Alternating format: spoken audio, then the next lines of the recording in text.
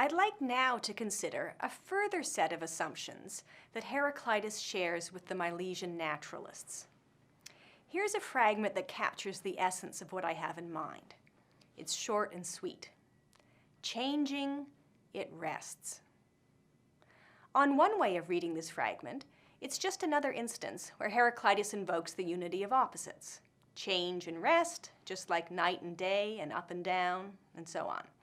For example, you may be coasting downhill on your bicycle, not moving on the bicycle, just holding on, not pedaling, but covering ground fast.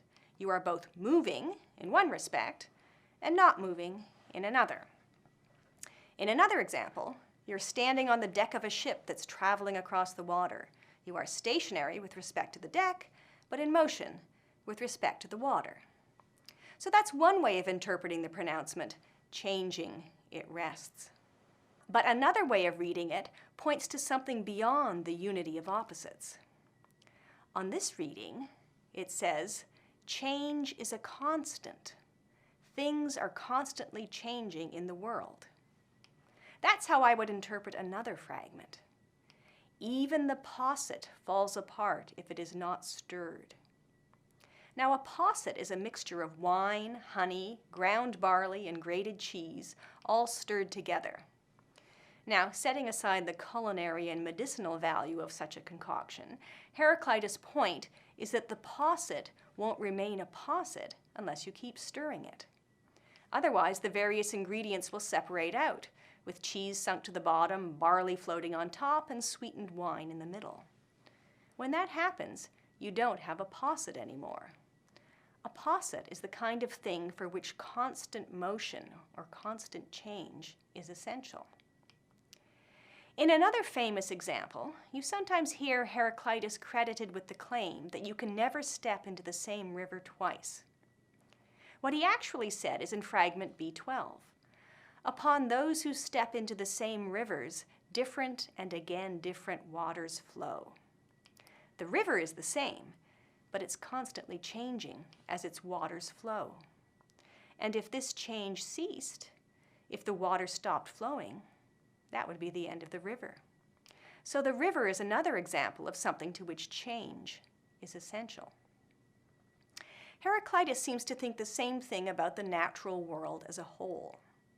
This is the point he makes when he calls the cosmos an ever-living fire, kindled in measures and extinguished in measures. Fire here is not a material principle of the cosmos, as on a Milesian cosmology, but rather it's a way of characterizing the cosmos as a whole, as something constantly changing, like a flickering flame. Heraclitus makes the same point by saying that all things happen by strife or by war. As he sees it, the natural world is raging with processes that destroy some things while others are brought into existence. But these changes, even if dramatic, are not chaotic in his view. They observe measures, he says, and they observe an order that he sometimes calls justice. In this invocation of justice, Heraclitus is picking up on a theme of Anaximander, whose sole surviving fragment describes a similar kind of cosmic strife as a continuous cycle of injustice and retribution that takes place, quote, in accordance with the ordering of time. Now, this is rather poetic language, as Simplicius notes when he quotes this passage. But if we think of the connections between justice and law and order, we can read Anaximander's insistence on the justice of these cosmic processes as an affirmation that there is an orderliness to the changes raging through the universe. That the universe is full of change is an assumption that all the Milesians share. Anaximander says that motion is eternal. Anaximines says the same thing and attributes all the changes in the world to the motion of air, his material principle. Even Thales' proposal that everything is full of gods can be read as an attempt to explain the ubiquity of motion and change in the world.